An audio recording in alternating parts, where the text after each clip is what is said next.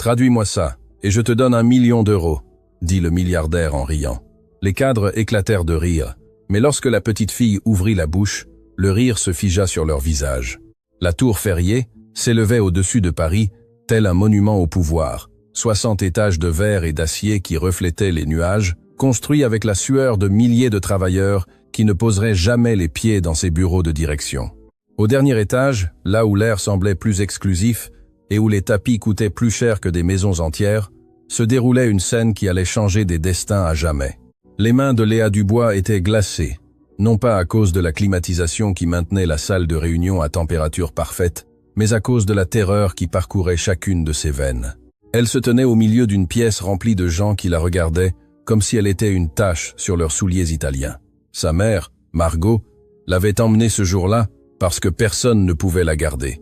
C'était un jour férié scolaire, et les options étaient de l'emmener au travail ou de la laisser seule dans le petit appartement qu'elle partageait. Margot avait choisi ce qu'elle pensait être le plus sûr. Quelle erreur! Et qu'est-ce que c'est que ça? La voix de Maximilien Ferrier coupa le silence comme un couteau rouillé. Le PDG de Ferrier International Participation était un homme qui avait bâti son empire sur le dos des autres. Son costume coûtait ce que Margot gagnait en 1 an, sa montre, ce qu'elle gagnerait en 5. Mais la chose la plus chère qu'il possédait était son mépris pour quiconque qu'il considérait inférieur. Et pour Maximilien Ferrier, presque tout le monde était inférieur. « Monsieur Ferrier, je vous prie de m'excuser. » Margot s'avança, la voix tremblante. « Ma fille n'avait pas d'endroit où rester aujourd'hui. Elle restera tranquillement dans la cuisine. Elle ne dérangera personne, je vous le promets. » La cuisine. Ferrier haussa un sourcil en regardant Léa de haut en bas, avec une grimace de dégoût à peine dissimulée. « Ta fille, tu l'as amenée dans mon entreprise comme si c'était une crèche. » Les cadres autour de la table commencèrent à murmurer. Thibaut Mercier, l'avocat d'entreprise et bras droit de Ferrier, sourit avec cette expression de satisfaction que seuls les lâches affichent lorsque quelqu'un de plus puissant humilie les faibles. « Monsieur, je... » commença Margot. « Silence. » Ferrier leva une main. Ses yeux ne quittaient pas Léa. « Approche-toi, petite. » Léa regarda sa mère. Elle vit la peur dans ses yeux, la supplique silencieuse d'obéir sans causer de problème. Margot travaillait dans cette entreprise depuis des années. Elle nettoyait les sols que d'autres salissaient, rangeait les bureaux que d'autres mettaient en désordre. Elle supportait des humiliations que d'autres n'imagineraient jamais. Tout cela pour offrir une vie meilleure à sa fille. Appalant, Léa se dirigea vers le centre de la pièce. Les murs de verre montraient la ville en contrebas, petite et insignifiante. La table de réunion brillait sous les lumières, si polie que Léa pouvait voir son propre reflet. Une petite fille en uniforme scolaire, un sac à dos bleu pendant à une épaule, complètement déplacée dans ce temple du pouvoir corporatif. « Comment t'appelles-tu » demanda Ferrier en se penchant en avant sur sa chaise en cuir. « Léa, monsieur. »« Léa » répéta-t-il en savourant le prénom, comme s'il était amer. « Dis-moi, Léa, que fait ta mère ici ?» La question était un piège. Léa le savait. Toute réponse serait utilisée comme une arme. « Elle travaille, monsieur, » répondit-elle doucement. « Travaille. » Ferrier laissa échapper un petit rire sec. « Tu appelles ça travailler? Nettoyer les toilettes que nous utilisons? Ramasser les ordures que nous produisons ?» Certains cadres rirent, d'autres détournèrent le regard, mal à l'aise, mais sans le courage d'intervenir. « C'est un travail honnête, monsieur, » dit Léa, et quelque chose dans sa voix fit cesser les rires. Ferrier plissa les yeux. Il n'était pas habitué à ce qu'on lui réponde. Encore moins, une enfant, fille de sa femme de ménage. « Un travail honnête, » se leva-t-il. Sa taille imposante projetait une ombre sur Léa. « Ta mère gagne en 1 mois ce que je dépense pour un dîner, et tu viens ici me donner des leçons d'honnêteté ?» Maximilien. Une voix féminine intervint de l'autre côté de la table. C'était Elisa Rossi, l'investisseuse italienne venue négocier un accord de plusieurs millions. Peut-être devrions-nous continuer la réunion. Les documents. Les documents peuvent attendre. Ferrier ne quitta pas Léa des yeux. Il avait trouvé un nouveau divertissement. Dis-moi, petite écolière, à quel point es-tu intelligente? As-tu de bonnes notes dans ta petite école de quartier? Léa ne répondit pas. Elle garda les yeux baissés comme sa mère lui avait appris. Ne cause pas de problème, ne te fais pas remarquer. Survis, je t'ai posé une question. La voix de Ferrier se durcit. Oui, monsieur, j'ai de bonnes notes. Dans quelle matière? Dans toutes, monsieur. Un autre rire parcourut la pièce. Thibaut Mercier se pencha en avant, ses yeux brillants de malice. Dans toutes? Même en langue? Demanda l'avocat. Oui, monsieur. Et quelle langue parles-tu, petite génie? Ferrier croisa les bras, son sourire devenant plus large. Léa hésita. Elle savait que tout ce qu'elle dirait serait moqué, mais elle savait aussi que mentir était pire. Sa mère lui avait aussi appris cela. La vérité, même si elle fait mal, vaut toujours mieux que le mensonge. Français, anglais, italien, allemand et arabe, monsieur. Le silence qui s'ensuivit fut absolu. Et puis Maximilien Ferrier fit quelque chose que personne n'attendait. Il renversa la tête en arrière et laissa échapper un rire si bruyant qu'il fit vibrer les fenêtres. Un rire qui contenait tout son mépris, toute son incrédulité, tout son dédain envers cet enfant qui osait affirmer une chose aussi absurde. « 5 langues !» s'exclama-t-il en riant. « La fille de la femme de ménage parle 5 langues !» Les cadres se joignirent au rire. Il était plus facile de rire avec le patron que de rester silencieux. Il était plus sûr d'être complice que d'être neutre. Margot voulut courir vers sa fille, mais ses pieds étaient cloués au sol. Les larmes menaçaient de couler, mais elle les retint. Elle ne pouvait pas montrer de faiblesse. Pas ici, pas maintenant. « Monsieur Ferrier !» Elisa Rossi parla à nouveau, cette fois d'un ton plus ferme. « Je crois que cela suffit. » Mais Ferrier n'avait pas fini. Il eut une idée qui lui sembla brillante dans sa cruauté. Il s'approcha de la table et prit une liasse de documents. C'étaient les contrats pour la négociation internationale qui devaient avoir lieu cet après-midi-là.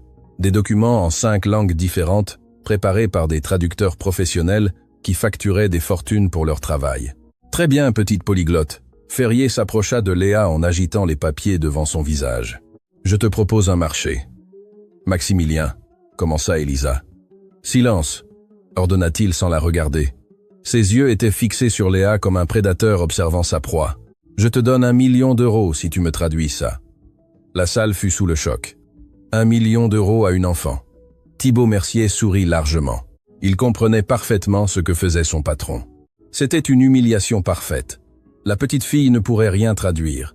Elle serait ridiculisée, et sa mère apprendrait la leçon de ne plus jamais amener de problèmes au bureau. « Il y a ici des documents en anglais, italien, allemand, arabe et japonais, » continua Ferrier. « Si tu peux les lire et les traduire correctement, je te donne l'argent. 1 million d'euros, tout de suite, devant tout le monde. C'est injuste. » Margot trouva finalement sa voix. « Ce n'est qu'une enfant. Une enfant qui prétend parler 5 langues. » Ferrier ne la regarda même pas. « N'est-ce pas, Léa, ou mentais-tu » Léa leva les yeux pour la première fois depuis qu'elle était entrée dans la pièce. Ses yeux rencontrèrent ceux de Ferrier. Il n'y avait pas de peur, pas de honte. Il y avait quelque chose que le PDG n'avait pas vu depuis longtemps. Il y avait du feu. « Je ne mentais pas, monsieur, » dit Léa. Sa voix était claire et ferme. « Mais vous avez mentionné le japonais. J'ai dit que je parlais arabe, pas japonais. » Le sourire de Ferrier vacilla un instant. « Alors je suppose que tu perds par défaut. Quel dommage. Mais je peux essayer quand même. » Léa tendit la main. « Donnez-moi les documents. » Un murmure parcourut la salle. Personne ne s'attendait à ça. Tous attendaient des larmes, des excuses, une humiliation totale. Pas une enfant tendant la main avec la même autorité qu'un cadre concluant un accord. Ferrier hésita, pour la première fois de la conversation. Il semblait incertain de la marche à suivre, mais son orgueil était plus grand que sa prudence. « Comme tu veux. » Il lui tendit les documents avec un sourire méprisant. « Tu as 5 minutes. » Léa prit les papiers, ses mains ne tremblaient plus. Quelque chose avait changé en elle, ou peu. Être que quelque chose qui avait toujours été là s'était finalement éveillé. Elle regarda le premier document. Il était en anglais. C'était un contrat d'investissement avec des clauses complexes sur les pourcentages de participation et les garanties financières. Elle commença à lire à voix haute. Au début, personne ne fit vraiment attention. Il s'attendait à ce qu'elle balbutie, qu'elle se trompe, qu'elle démontre la farce que tous croyaient. Mais alors les mots commencèrent à couler. Léa ne lisait pas seulement. Elle traduisait simultanément en français, expliquant le sens de chaque clause avec une précision qui fit qu'Elisa Rossi se pencha en avant sur son siège. « Attends !» L'investisseuse italienne interrompit. « Qu'as-tu dit à propos de la clause de résiliation ?» Léa répéta la traduction, ajoutant un contexte légal que même les avocats présents n'avaient pas envisagé. Le deuxième document était en italien. Léa le prit et, regardant directement Elisa, commença à lire dans un italien parfait. Elisa Rossi pâlit. « Sa prononciation, » murmura-t-elle dans sa langue maternelle. « Elle est impeccable !» Léa sourit légèrement et continua la traduction en français. Le troisième document était en allemand. C'était un rapport technique sur les transferts bancaires internationaux. Léa le lut avec la même fluidité, son accent si parfait que Karl Brenner, Le banquier allemand présent en tant que consultant retira ses lunettes pour mieux la regarder. « Où as-tu appris l'allemand » demanda-t-il dans sa langue. « Ma voisine était allemande, monsieur », répondit Léa, également en allemand. « Elle m'a enseigné depuis que j'étais toute petite. Elle disait que les mots sont des ponts entre les mondes. » Le 4e document était en arabe. C'était une lettre d'intention d'Omar Al-Rachid, l'homme d'affaires qui négocierait par vidéoconférence cet après-midi-là. Léa prit le papier et commença à lire les caractères arabes de droite à gauche, sa voix adoptant la cadence particulière de cette langue ancienne. Omar Al-Rachid, qui était connecté par vidéoconférence pour observer la réunion préliminaire, se leva de son siège dans son bureau, à des milliers de kilomètres de distance. « Qui est cet enfant » demanda-t-il en arabe. « La fille de la femme de ménage » répondit Léa dans la même langue sans quitter le document des yeux. « Et votre lettre est très bien écrite, monsieur Al-Rachid, en particulier le paragraphe sur l'importance de la confiance dans les affaires. » La salle était dans un silence complet. Maximilien Ferrier avait cessé de sourire. Son visage s'était transformé en un masque d'incrédulité qui se teintait lentement de quelque chose de plus dangereux. Humiliation. Il ne restait qu'un document. Celui qui était en japonais, la langue que Léa avait admis ne pas connaître. Ferrier vit son opportunité. « Le dernier », dit-il en retrouvant un peu de son calme. « Le japonais, tu as dit que tu ne le parlais pas. Je suppose que ton petit numéro se termine là. » Léa regarda le document. Les caractères japonais la regardaient en retour comme une énigme impossible. Elle sentit le poids de tous les regards sur elle. Elle sentit l'espoir de sa mère. Elle sentit le mépris de Ferrier. Elle sentit l'étonnement des investisseurs internationaux. Et puis elle fit quelque chose que personne n'attendait. Elle marcha vers l'endroit où Yuki Tanaka, la cadre japonaise, était assise. Elle s'inclina respectueusement, comme elle l'avait vu faire dans des vidéos éducatives, et parla. « Tanaka-san, je ne parle pas japonais, mais j'ai étudié la culture de votre pays pendant des années. Je sais qu'au Japon, admettre ce que l'on ne sait pas est aussi important que de montrer ce que l'on sait. Je vous demande humblement de m'apprendre à lire ce document. Pas aujourd'hui, mais un jour. » Le silence qui s'ensuivit fut différent de tous les précédents. Yuki Tanaka se leva lentement. Ses yeux brillaient d'une lueur qui aurait pu être de l'admiration ou peut être quelque chose de plus profond. « Au Japon, » dit-elle en français avec un léger accent, « nous avons un mot. Gambaru signifie s'efforcer au maximum, ne jamais abandonner, donner tout de soi, même si le résultat est incertain. » Elle regarda Ferrier avec une expression qui fit reculer le PDG d'un pas. « Cet enfant vient de faire preuve de plus de gambaru que n'importe quel cadre que j'ai connu en 20 ans d'affaires. » Elisa Rossi se leva également. « Je suis tout à fait d'accord. Ce que je viens de voir est extraordinaire. » Karl Brenner hocha la tête. « Je n'ai jamais rien vu de tel. Sanfesali, Novezali, Endete Alimasa Nego. » Omar Al-Rachid, depuis l'écran, parla d'une voix grave en français. « Monsieur Ferrier, vous avez promis 1 million d'euros. L'enfant a traduit 4 documents sur 5 parfaitement. Je dirais qu'elle a largement rempli sa part. » Ferrier regarda autour de lui. Les alliés qu'il s'attendait à avoir s'étaient retournés contre lui. L'humiliation qu'il avait prévue pour une enfant retombait maintenant sur ses propres épaules. « C'est ridicule !» Sa voix tremblait de fureur contenue. « C'était une blague. Évidemment, je ne vais pas donner 1 million d'euros à une gamine. »« Une blague ?» répéta lentement Elisa Rossi. « Humilier une enfant devant des investisseurs internationaux vous semble amusant, monsieur Ferrier ? C'est mon entreprise !» Ferrier frappa la table. « Je décide ce qui est drôle et ce qui ne l'est pas. » Thibault Mercier tenta d'intervenir. « Peut-être devrions-nous faire une pause. Personne n'a demandé ton avis, » cria Ferrier à son propre avocat. Léa restait debout au centre de la pièce, serrant les documents contre sa poitrine. Elle regarda sa mère, qui pleurait silencieusement près de la porte. Des larmes de fierté mêlées à la peur de ce qui allait suivre. Parce qu'elles connaissaient toutes les deux la vérité. Ferrier ne pardonnerait pas cette humiliation. Peu importait ce que les investisseurs pensaient, peu importait ce qui était juste ou correct, la vengeance viendrait. Ce n'était qu'une question de temps. Mais à ce moment-là, alors que le soleil de l'après-midi entrait par les fenêtres et baignait la pièce d'une lumière dorée, Léa Dubois avait réussi quelque chose que personne ne croyait possible. Elle avait fait trembler un géant. Et cela, même si elle ne le savait pas encore, n'était que le début. Car quelque part dans cette tour de verre et d'acier, quelqu'un d'autre avait observé, quelqu'un qui connaissait des secrets qui allaient tout changer. Et cette personne venait de trouver exactement ce qu'elle cherchait depuis des années. Les conséquences arrivèrent plus vite que Margot ne l'avait craint. Le soir même, Alors que mère et fille marchaient vers leur petit appartement à la périphérie de la ville, le téléphone de Margot sonna. Le numéro était celui de l'entreprise. Son cœur s'arrêta avant de répondre. « Madame Dubois !»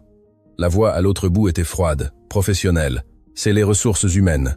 Nous vous informons que vos services ne seront plus requis chez Ferrier International Participations.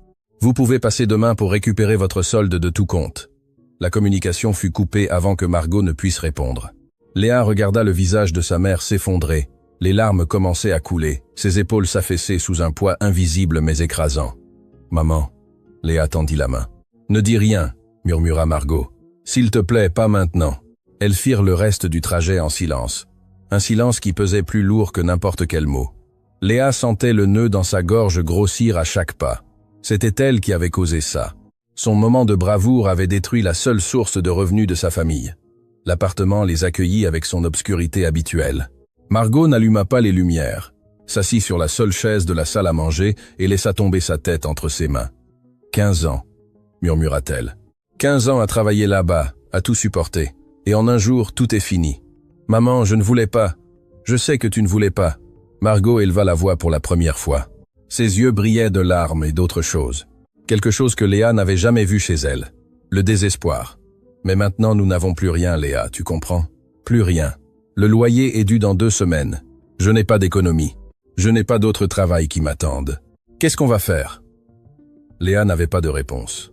Elle resta plantée au milieu du petit salon, sentant chaque mot de sa mère s'enfoncer dans sa poitrine comme des aiguilles de glace. « J'aurais dû me taire, » dit-elle finalement. « J'aurais dû le laisser se moquer de moi, et c'est tout. » Margot inspira profondément, essayant de retrouver son calme. « Non, ma fille. Ce que tu as fait était courageux. C'était incroyable. Mais dans ce monde, les courageux ne gagnent pas toujours.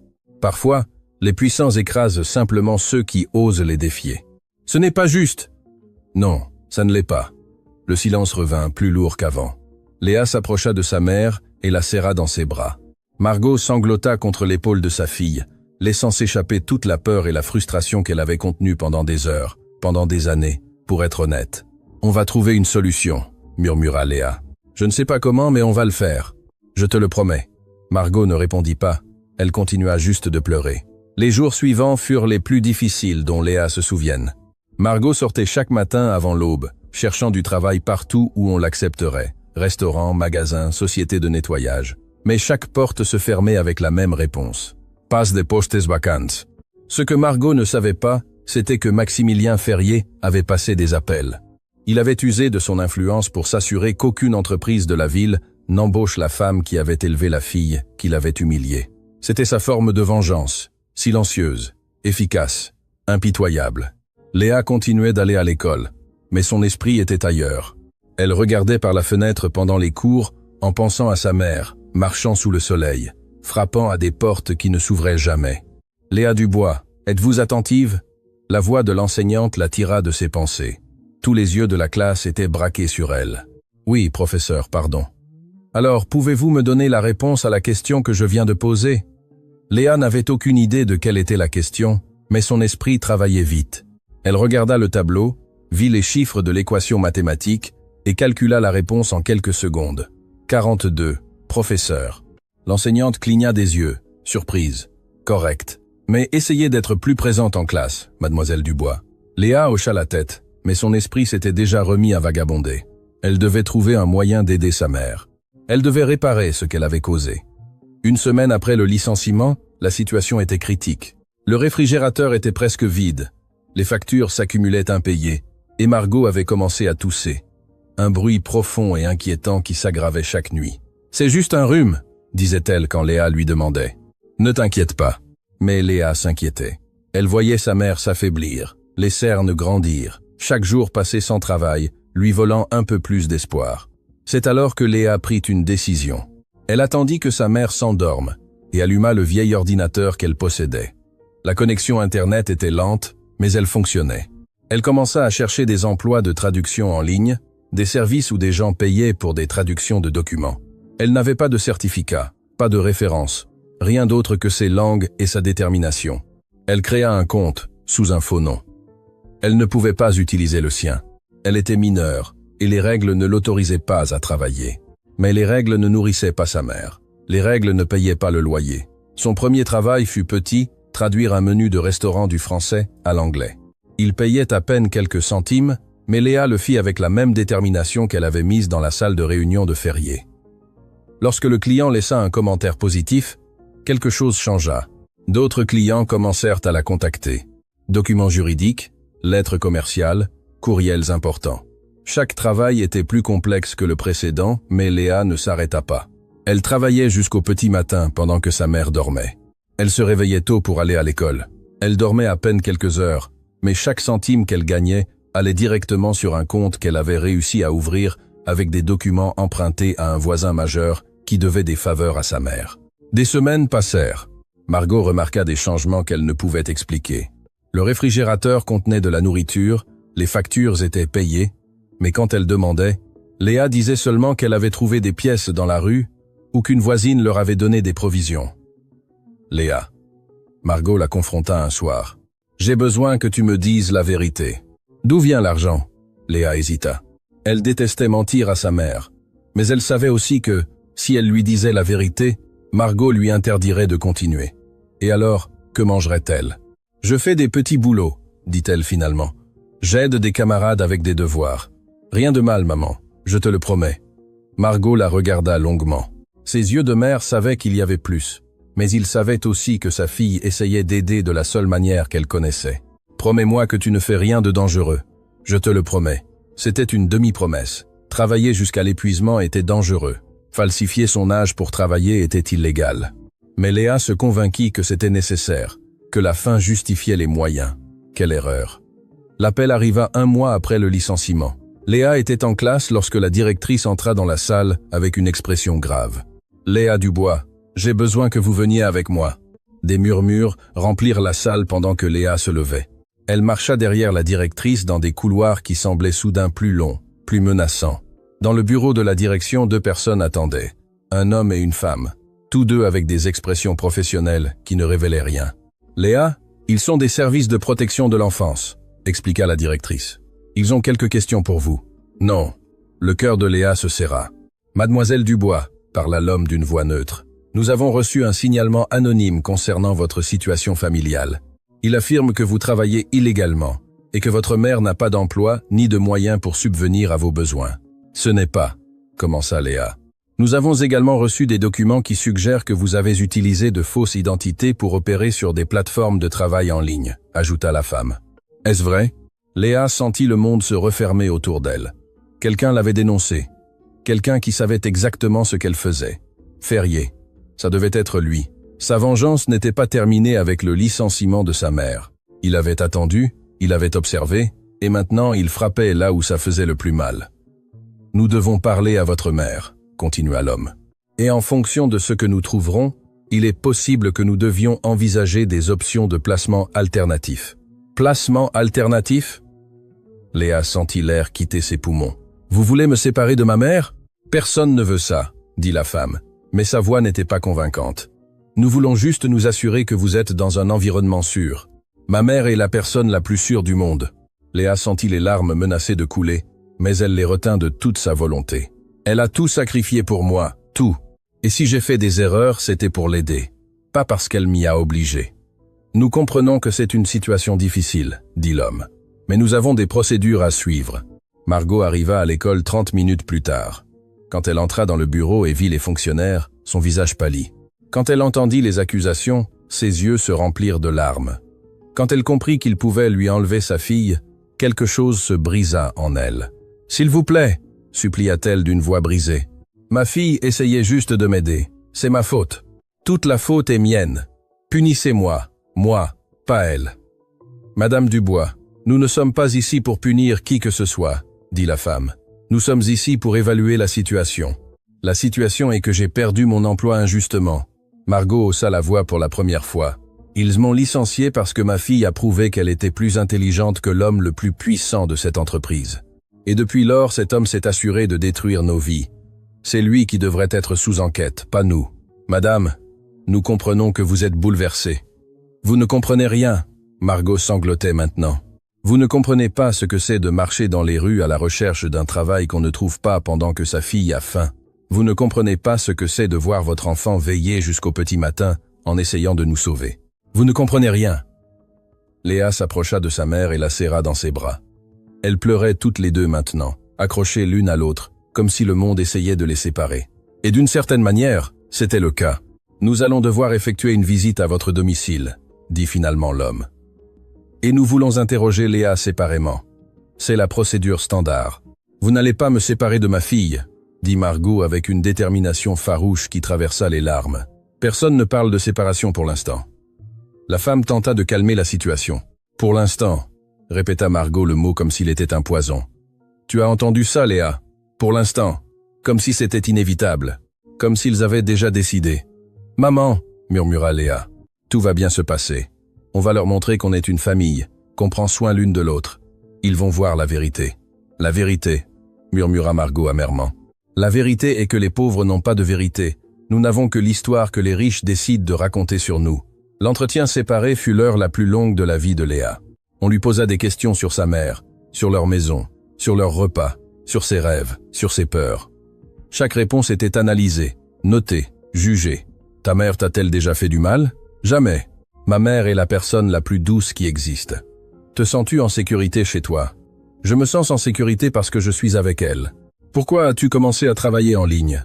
Léa hésita avant de répondre. Elle savait que la vérité pouvait aggraver les choses, mais elle savait aussi que le mensonge l'avait menée jusqu'ici. Parce que ma mère tombait malade à force de chercher un travail qu'elle ne trouvait pas, parce que nous n'avions pas de quoi manger, parce que j'étais la seule à pouvoir faire quelque chose, et les langues sont la seule chose que j'ai. Savais-tu que c'était illégal ? Je savais que c'était nécessaire. La fonctionnaire la regarda longuement. Il y avait quelque chose dans ses yeux que Léa ne pouvait déchiffrer. Compassion, jugement, les deux. « Léa, sais-tu qui a fait le signalement anonyme concernant ta famille ? » « Je crois que oui. »« Qui ? » ?»« Maximilien Ferrier. L'homme qui a licencié ma mère, l'homme qui a promis de me donner 1 million d'euros si je traduisais des documents, puis s'est moqué de moi quand je l'ai fait. » La fonctionnaire prit note. « C'est une accusation sérieuse. C'est la vérité. » Lorsqu'on leur permit finalement de se réunir, mère et fille s'étreignirent comme si elles ne s'étaient pas vues depuis des années. « Ils ne vont pas nous séparer, » murmura Léa à l'oreille de sa mère. « Je ne le permettrai pas. Ma petite courageuse. » Margot embrassa son front. « Ma petite guerrière. » Mais alors qu'elle sortait de l'école, aucune d'elles ne remarqua le véhicule stationné de l'autre côté de la rue, ni l'homme qui les observait avec un sourire satisfait. Thibaut Mercier baissa la vitre et composa un numéro sur son téléphone. « Monsieur Ferrier, tout s'est déroulé comme prévu. Les autorités sont maintenant impliquées.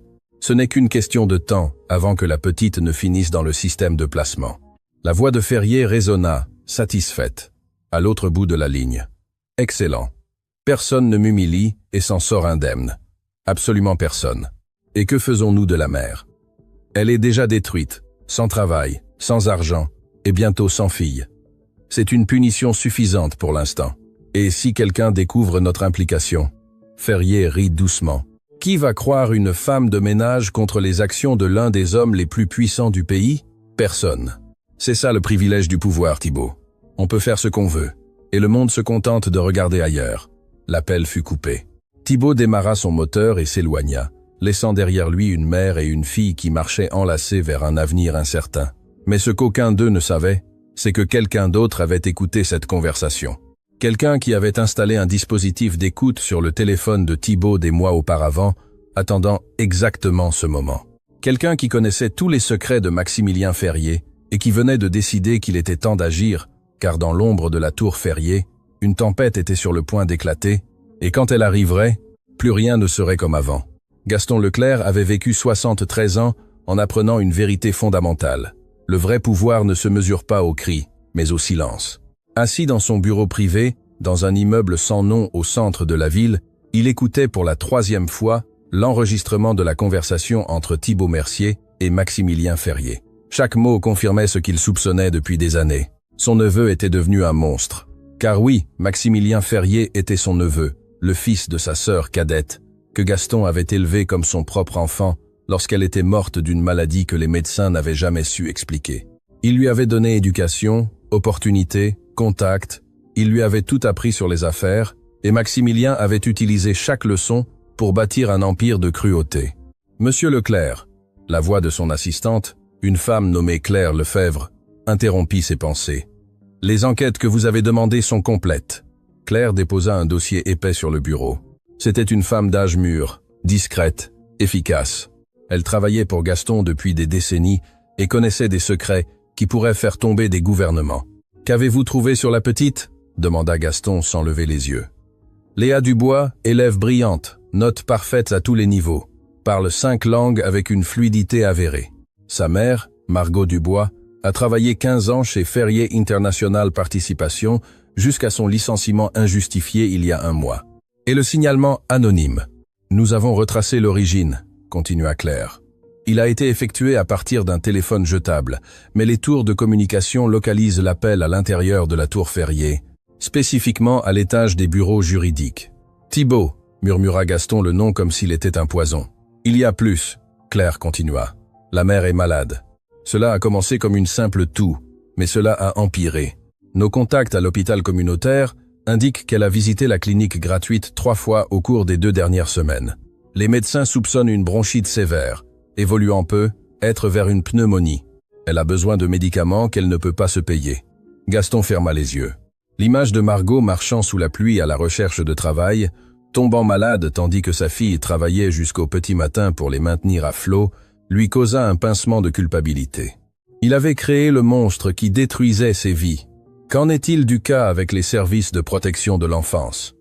Audience prévue dans 1 semaine. Si l'évaluation détermine que le foyer est inadéquat, Léa sera retirée de la garde de sa mère et placée dans le système. Et les évaluateurs? C'est là que ça devient intéressant. Claire sortit un autre document. L'un des fonctionnaires assignés, Marc Perrine, a des liens financiers avec des filiales de Ferrier Holdings. Il reçoit des paiements mensuels catalogués comme consultation, mais il n'y a aucune preuve d'un quelconque service rendu. Un pot de vin déguisé. Gaston hocha lentement la tête. Maximilien a acheté l'évaluateur. Cela semble être le cas. Le verdict est probablement déjà décidé. Gaston se leva de sa chaise et marcha vers la fenêtre. De là, il pouvait voir la tour Ferrier briller au loin, un monument à l'ego d'un homme sans conscience. Pendant des années, Gaston avait observé depuis l'ombre. Il avait fondé Ferrier International Participations des décennies auparavant, mais s'était retiré lorsque sa santé avait commencé à décliner, laissant tout entre les mains de son neveu. Cela avait été sa plus grande erreur. Maximilien avait transformé l'entreprise, l'avait rendue plus grande, plus riche, plus puissante, mais l'avait également transformée en quelque chose de corrompu. Des pots de vin à des fonctionnaires, la destruction de concurrents, l'exploitation de travailleurs, et maintenant la persécution d'une mère et de sa fille pour le simple délit d'avoir blessé son orgueil. Claire. Gaston parla sans se retourner. « J'ai besoin que tu fasses quelque chose pour moi. Tout ce que vous ordonnerez. Je veux rencontrer cet enfant, Léa Dubois. » Léa marchait pour rentrer chez elle après l'école, quand elle remarqua que quelqu'un la suivait. Ce n'était pas évident. Qui que ce soit, il savait comment garder ses distances. Mais Léa avait développé des instincts aiguisés au cours des dernières semaines. Vivre sous menace constante fait ça aux gens. Elle accéléra le pas. Le suiveur accéléra également. Son cœur commença à battre plus vite. C'était quelqu'un envoyé par Ferrier. Un autre coup dans son jeu cruel. Elle pensa à courir, mais ses jambes tremblaient trop. Léa Dubois, l'appela une voix féminine. Elle se retourna brusquement. Une femme d'âge mûr s'approchait, les mains visibles, montrant qu'elle ne représentait aucune menace. « Qui êtes-vous » Léa recula d'un pas. « Je m'appelle Claire Lefebvre. Je ne viens pas vous faire de mal. Je viens vous offrir de l'aide. De l'aide. » Léa rit amèrement. « La dernière personne qui a offert de l'aide a fini par nous dénoncer aux autorités. Je comprends votre méfiance, mais il y a quelqu'un qui veut vous rencontrer. Quelqu'un qui sait ce que Maximilien Ferrier vous a fait, à vous et à votre mère. Quelqu'un qui peut vraiment vous aider. Qui ? Il s'appelle Gaston Leclerc. Il était le propriétaire initial de Ferrier International Participation. » Léa cligna des yeux. « Le propriétaire initial ? Mais Ferrier. Ferrier est son neveu. Gaston a fondé l'entreprise il y a des décennies et la lui a confiée lorsqu'il a pris sa retraite. Mais il n'a jamais imaginé ce qu'il en ferait. Et pourquoi voudrait-il nous aider ?» Claire la regarda avec une expression qui mêlait tristesse et détermination. Parce qu'il a passé des années à observer les cruautés de son neveu sans pouvoir rien faire. Parce qu'il a vu ce qu'il vous a fait dans cette salle de réunion et a eu honte de partager le sang de cet homme. Et parce qu'il croit que vous, Léa, avez quelque chose qu'il a perdu il y a longtemps. Quoi ? Le courage d'affronter les puissants. La rencontre eut lieu le soir même dans un petit café loin du centre-ville. Léa avait insisté pour un lieu public et Gaston avait accepté sans objection. Quand elle le vit entrer, Léa fut surprise. Elle s'attendait à quelqu'un d'imposant, d'intimidant. Au lieu de cela, elle trouva un vieil homme à la démarche lente, aux yeux fatigués mais gentils, et à un sourire qui semblait sincère. « Merci d'avoir accepté de me voir. » Gaston s'assit en face d'elle avec des mouvements lents. « Je sais que vous n'avez aucune raison de faire confiance à quiconque est lié à Ferrier. »« Je n'en ai pas, » confirma Léa. « Mais je n'ai pas beaucoup d'options non plus. Direct. J'aime ça. » Gaston commanda 2 chocolats chauds au serveur avant de continuer. « Savez-vous qui je suis ? Votre assistante me l'a expliqué. Vous avez fondé l'entreprise. Ferrier est votre neveu. Plus que ça, je l'ai élevé. Quand ma sœur est morte, Maximilien n'avait que 8 ans. Je l'ai accueilli chez moi, je l'ai éduqué, je lui ai donné tout ce que j'avais. Je pensais que j'étais en train de former un homme de bien. Vous vous êtes lourdement trompé. Le pouvoir révèle qui nous sommes vraiment, soupira Gaston. Et Maximilien a révélé quelque chose que je ne voulais pas voir. Cruauté, ambition sans limite, mépris pour quiconque qu'il considère inférieur. Pourquoi n'avez-vous rien fait avant ? La question frappa Gaston comme une gifle. C'était la même question qu'il se posait chaque nuit. Lâcheté, admit-il. Honte, déni. Je me suis convaincu que c'était des rumeurs, des exagérations, que l'enfant que j'avais élevé ne pouvait pas être aussi mauvais. Mais quand je vous ai vu dans cette salle de réunion, quand j'ai vu à quel point mon neveu prenait plaisir à humilier une enfant devant des dizaines de personnes, j'ai su que je ne pouvais plus regarder ailleurs. Vous étiez là ? J'ai accès à toutes les caméras de sécurité de l'entreprise. Je n'ai jamais complètement renoncé au contrôle. C'était ma dernière sauvegarde, même si je n'aurais jamais pensé devoir l'utiliser. Léa traita l'information. Alors vous avez tout vu, tout. J'ai vu comment vous traduisiez ces documents avec une compétence que des professionnels mettraient des années à développer. J'ai vu comment vous avez affronté un homme qui a détruit des carrières d'un claquement de doigts. J'ai vu comment, lorsque le document en japonais est arrivé, vous avez eu la sagesse d'admettre ce que vous ne saviez pas et l'humilité de demander qu'on vous l'apprenne. Ses yeux s'humidifièrent légèrement. J'ai vu une enfant extraordinaire, traitée comme de la merde, par un homme qui ne mérite pas de lui nettoyer les chaussures. Le chocolat chaud arriva. Léa enveloppa ses mains autour de la tasse, absorbant la chaleur. « Qu'attendez-vous de moi ?» demanda-t-elle finalement. « Je veux vous aider, vous et votre mère. »« Comment ?» Gaston sortit une enveloppe de sa veste. « Voici suffisamment d'argent pour payer le traitement médical de votre mère. Je sais qu'elle est malade. Je sais qu'elle a besoin de médicaments qu'elles ne peuvent pas se payer. » Léa regarda l'enveloppe, mais ne la toucha pas. « Et en échange ? Rien. Personne ne donne quelque chose en échange de rien. » Gaston sourit avec une admiration sincère. « Vous avez raison. Il y a toujours une raison. La mienne est la rédemption. J'ai passé des années à permettre à mon neveu de détruire des vies pendant que je comptais mes pièces en silence. Vous aider n'effacera pas mes péchés, mais peut être que cela m'aidera à l'empêcher d'en commettre d'autres. Il y a autre chose. » Léa le regarda droit dans les yeux. « Vous voulez autre chose que de vous sentir mieux avec vous-même. » Gaston garda le silence pendant un long moment. Finalement, il hocha la tête. « Je veux arrêter Maximilien, non seulement pour ce qu'il vous a fait, mais pour tout ce qu'il a fait pendant des années, les pots de vin, les manipulations, les vies qu'il a ruinées. Mais je ne peux pas le faire seul. J'ai besoin de quelqu'un en qui avoir confiance, quelqu'un qui n'a pas de prix, quelqu'un que Maximilien ne verrait jamais venir. Moi, Léa faillit rire. Je suis une enfant, je n'ai pas de pouvoir, je n'ai pas d'argent, je n'ai rien. Vous avez quelque chose de plus précieux que tout ça. Vous avez la vérité, votre histoire, votre talent, votre courage. Le monde commence déjà à entendre parler de vous. Les investisseurs qui étaient à cette réunion n'ont pas cessé de parler de la petite fille qui a humilié Ferrier dans sa propre salle de conférence. Parler. Elisa Rossi, l'investisseuse italienne, a annulé toutes ses négociations avec Ferrier Holdings. Omar Al-Rachid a fait de même. Karl Brenner reconsidère sa participation.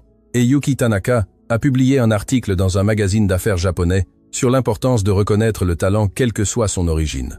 Malasing Pantra, Muriyen, Evieson, Orlando, Eniande. Léa sentit quelque chose d'étrange dans sa poitrine. Espoir, fierté. Elle n'était pas sûre. Et qu'est-ce que vous voulez que je fasse? Pour l'instant, rien. Je veux juste que vous acceptiez mon aide, que vous me permettiez de payer le traitement de votre mère, que vous me laissiez vous protéger de ce qui arrive. Ce qui arrive. L'expression de Gaston s'assombrit. L'audience avec les services de protection de l'enfance. Maximilien a acheté l'un des évaluateurs. Le résultat est prédéterminé. Ils vont vous retirer à votre mère. Le monde de Léa s'arrêta. Comment savez-vous ça? Parce que j'ai des yeux partout et parce que je connais mon neveu. Il ne s'arrêtera pas avant de vous avoir complètement détruite. Les larmes menacèrent de couler, mais Léa les retint. Elle ne pleurerait pas. Pas ici, pas maintenant. Pouvez-vous l'arrêter? Je peux essayer, mais j'ai besoin de temps et j'ai besoin que vous me fassiez confiance. Léa regarda l'enveloppe sur la table. Elle pensa à sa mère toussant chaque nuit, s'aggravant chaque jour. Elle pensa à l'audience qui approchait comme une tempête inévitable. Elle pensa à toutes les portes qui s'étaient fermées, à tous les espoirs qui étaient morts, et elle pensa à quelque chose que sa mère lui disait toujours. Quand tu n'as rien à perdre, toute main tendue est un pont. Elle prit l'enveloppe. D'accord, dit-elle. Je vous ferai confiance. Mais si vous me trahissez, si vous blessez ma mère de quelque manière que ce soit, je trouverai le moyen de vous détruire. Je ne sais pas comment, mais je le ferai. Gaston la regarda avec un mélange d'étonnement et de respect. Je sais. Et c'est exactement pourquoi je crois en vous. Ce soir-là, quand Léa rentra chez elle, elle trouva sa mère assise dans l'obscurité en train de pleurer. « Maman !» Elle courut vers elle. « Qu'est-ce qui s'est passé ?» Margot leva un papier froissé. C'était une lettre officielle des services de protection de l'enfance. Ils ont avancé l'audience. Sa voix était à peine un murmure. C'est après-demain. Ils disent qu'ils ont suffisamment de preuves pour déterminer que notre foyer est inadéquat. Léa sentit le sol disparaître sous ses pieds. Gaston avait dit qu'il avait besoin de temps, mais le temps était écoulé. « Maman, écoute-moi. » Elle prit les mains de sa mère entre les siennes. « J'ai rencontré quelqu'un aujourd'hui. Quelqu'un qui veut nous aider. Quelqu'un qui a le pouvoir d'affronter Ferrier. Qui? L'homme qui a fondé son entreprise. Son propre oncle. » Margot la regarda avec incrédulité. « L'oncle de Ferrier? Et tu le crois? » « Je ne sais pas si je le crois, mais nous devons essayer. C'est notre seule chance. » La toux de Margot interrompit la conversation. Elle était profonde, douloureuse, et cette fois, elle fut accompagnée de quelque chose qui fit s'arrêter le cœur de Léa, du sang. Sur le mouchoir que sa mère utilisa pour se couvrir la bouche, il y avait des taches de sang. « Maman, ce n'est rien. » Margot essaya de cacher le mouchoir. « C'est juste. Ne me mens pas !» cria Léa, des larmes coulant sur ses joues. « Depuis combien de temps ça arrive ?» Margot ne répondit pas. Elle n'avait pas besoin de le faire. Ses yeux disaient tout. « On va à l'hôpital tout de suite. On ne peut pas se le permettre. » Léa sortit l'enveloppe que Gaston lui avait donnée. Elle l'ouvrit. À l'intérieur, il y avait plus d'argent qu'elle n'en avait vu depuis des années. Maintenant, on peut. Aux urgences de l'hôpital central, pendant que les médecins examinaient Margot, Léa passa un appel. « Monsieur Leclerc, c'est Léa. Ma mère est très malade. Et ils ont avancé l'audience. C'est après-demain. » La voix de Gaston retentit, tendue, à l'autre bout. Ils accélèrent tout. Maximilien doit se douter de quelque chose. Que faisons-nous? Il y eut une longue pause. Puis, Gaston parla avec une détermination renouvelée. « Prépare-toi, Léa, car nous allons faire quelque chose à quoi mon neveu ne s'attendra jamais. » « Quoi?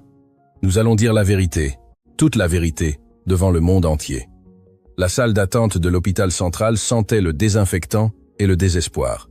Léa avait passé la nuit entière assise sur une chaise en plastique, regardant l'horloge avancer seconde après seconde, incapable de dormir, incapable de penser à autre chose qu'à sa mère derrière ses portes blanches. Les médecins avaient confirmé le pire, pneumonie sévère. Margot avait besoin d'une hospitalisation immédiate, de médicaments coûteux et surtout d'un repos absolu. Des semaines à marcher sous la pluie à la recherche de travail. Des nuits sans sommeil à s'inquiéter pour sa fille et le stress constant de vivre sous menace avaient détruit son système immunitaire. « Elle est forte », avait dit le docteur. Hélène Moreau, une femme aux yeux compatissants qui semblait sincèrement inquiète, mais elle doit rester ici au moins une semaine.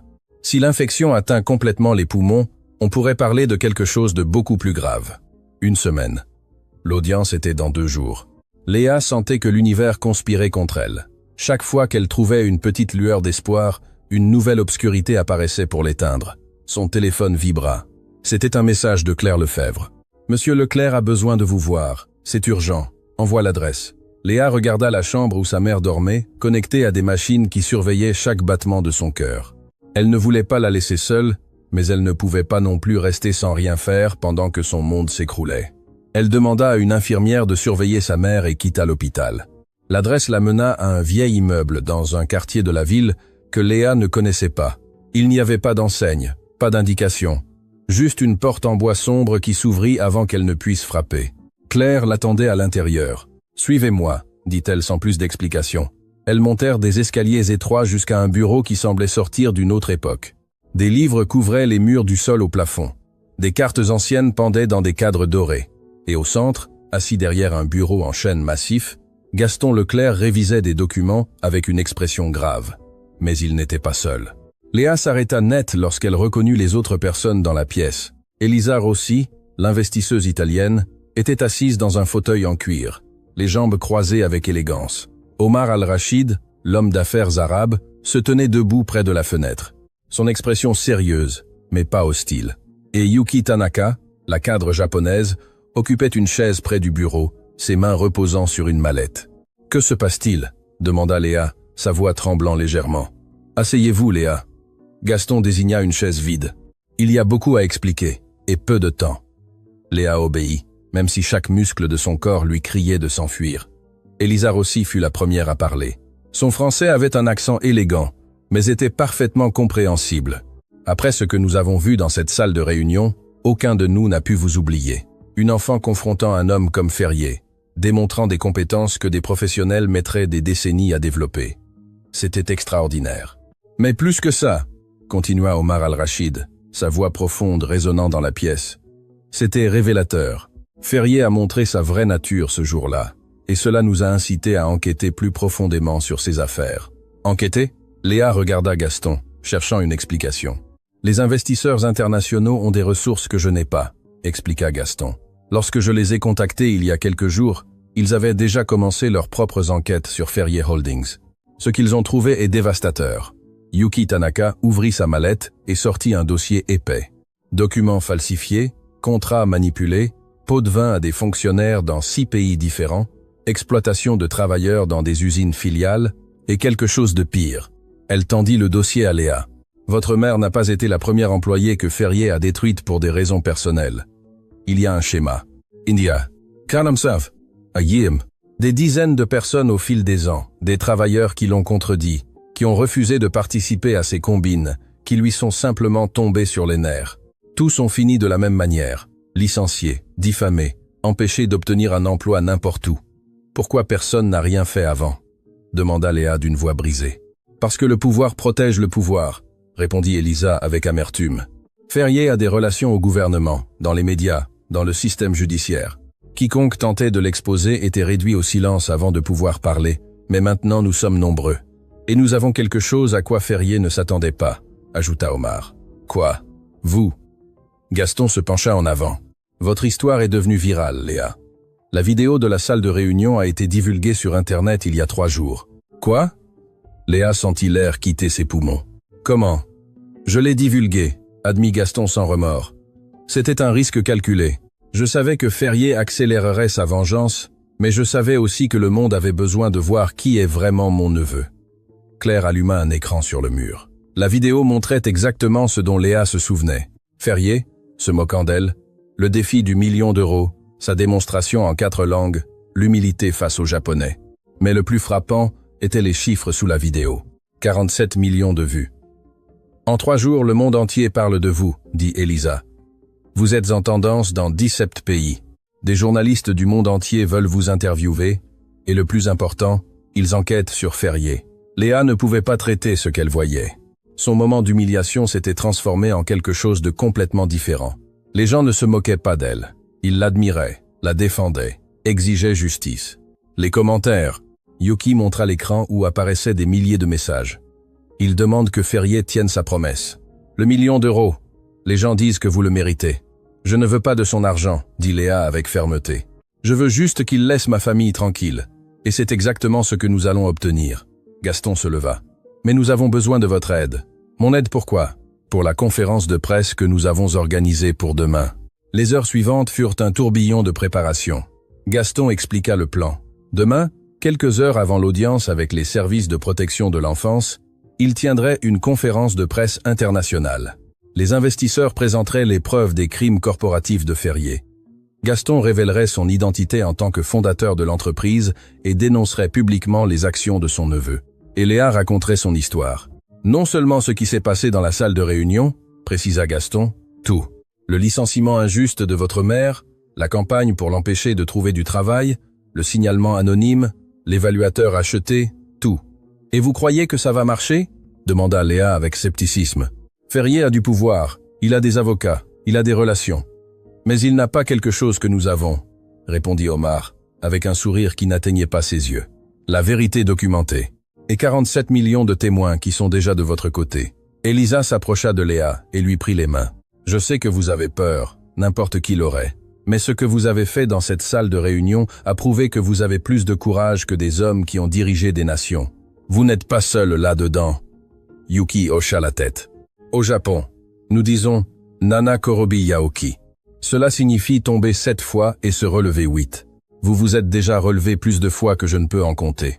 Une fois de plus ne vous vaincra pas. Léa regarda chacun des présents. Un vieil homme cherchant la rédemption. Une investisseuse italienne qui avait risqué des millions par principe, un homme d'affaires arabe qui croyait en la justice, une cadre japonaise qui valorisait l'humilité par-dessus l'arrogance, et elle, une enfant qui voulait seulement protéger sa mère. D'accord, dit-elle finalement. Je vais le faire. Cette nuit-là, Léa retourna à l'hôpital. Sa mère était réveillée, bien que faible. Où étais-tu? Demanda Margot d'une voix rauque. Léa s'assit à côté de son lit et lui raconta tout. La vidéo virale, les investisseurs, le plan pour la conférence de presse, l'audience qui approchait. Quand elle eut terminé, Margot pleurait silencieusement. « Ma petite courageuse », murmura-t-elle. « Quand as-tu cessé d'être ma petite fille pour devenir une guerrière? Je n'ai jamais cessé d'être ta petite fille, maman. J'ai juste appris à me battre pour ce que j'aime. J'ai peur, admit Margot. J'ai peur de ce qui pourrait arriver si tu affrontes cet homme publiquement. Moi aussi j'ai peur. Léa prit la main de sa mère. Mais j'ai plus peur de ne rien faire et de te perdre, qu'il nous sépare, qu'il gagne. Et si ça ne marche pas? Alors au moins, le monde saura la vérité. Et ça, personne ne pourra nous l'enlever. Margot ferma les yeux. Ta grand-mère disait que les mots ont du pouvoir, que celui qui maîtrise les mots maîtrise le monde. Ta grand-mère, je ne t'ai jamais beaucoup parlé d'elle. Elle est morte quand j'étais jeune, mais elle était traductrice, tout comme toi. Elle parlait 6 langues. Elle a travaillé pour des ambassades, pour des entreprises, pour des gouvernements. Et elle disait toujours que son plus grand don n'était pas les langues, mais la capacité de faire en sorte que des personnes différentes se comprennent. Léa sentit des larmes se former dans ses yeux. Pourquoi ne me l'as-tu jamais dit? Parce que quand elle est morte, j'ai perdu le lien avec ce monde. Je suis devenu ce que le monde attendait de moi. Quelqu'un d'invisible qui nettoie ce que les autres salissent.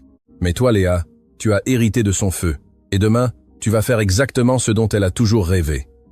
Quoi? Tu vas utiliser les mots pour changer le monde. La matinée de la conférence de presse se leva grise et froide. Léa avait à peine dormi. Elle avait passé des heures à répéter ce qu'elle dirait, comment elle le dirait, anticipant les questions qu'on pourrait lui poser, mais rien ne l'avait préparée à ce qu'elle trouva en arrivant à la salle où l'événement aurait lieu. Des centaines de journalistes remplissaient l'espace. Des caméras de télévision du monde entier pointaient vers une petite scène où un podium avec des microphones avait été placé.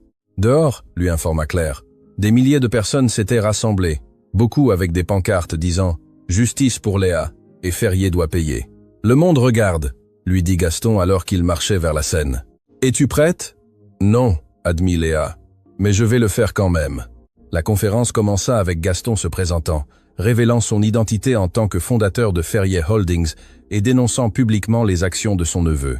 Les journalistes explosèrent de questions, mais Gaston garda son calme, présentant document après document comme preuve. Puis vinrent les investisseurs. Elisa parla des irrégularités financières. Omar révéla les pots de vin internationaux. Yuki présenta des témoignages d'anciens employés qui avaient subi le même sort que Margot. Et finalement, ce fut le tour de Léa. Elle marcha vers le podium avec des jambes qui tremblaient, mais une voix qui refusait de se briser. Elle regarda les caméras, imagina les millions d'yeux l'observant de partout dans le monde et commença à parler. « Je m'appelle Léa Dubois, j'ai 11 ans. Ma mère est femme de ménage et il y a un mois, un homme puissant a promis de me donner 1 million d'euros si je pouvais traduire des documents en 5 langues. Elle fit une pause. Le silence dans la salle était absolu. J'en ai traduit 4 sur 5 parfaitement. Le 5e était le japonais, une langue que je ne connais pas. Mais au lieu de mentir, j'ai admis ma limite et j'ai demandé à apprendre. Savez-vous ce que cet homme a fait? Il a ri.